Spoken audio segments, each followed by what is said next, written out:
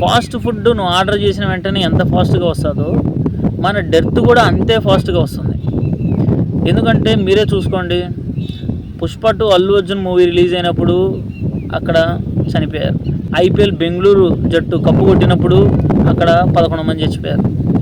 నిన్నటి రోజున అహ్మదాబాద్లో ఫ్లైట్ కూలి 250 మంది చచ్చిపోయారు.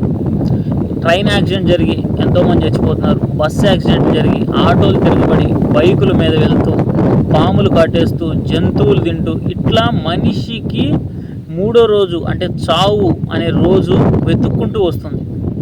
అందుకే కలాం గారు ఒక మాట చెప్తారు, death unexpected, so enjoy every moment every second అని.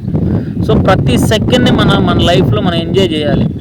జీవితం చాలా చిన్నది బ్రదర్. నువ్వు నేను అనుకున్నంత పెద్దదేం కాదు. మన నాన్న వాళ్ళు తాత వాళ్ళు బతికినంత 100 ఏళ్ళు 200 ఏళ్ళు మనం ఇక్కడేం బతకం. మనం బతికేదే చాలా చిన్న బతుకు. నీటి మీద బుడగ లాంటిది నీ బతుకు నా బతుకు.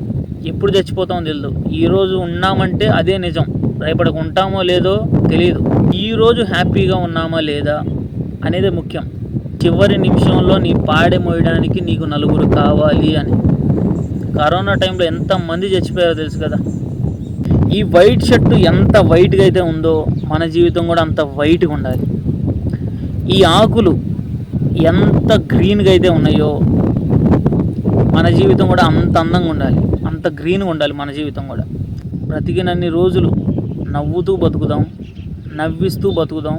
అవసరమైతే ఒకడికి సహాయం చేద్దాం.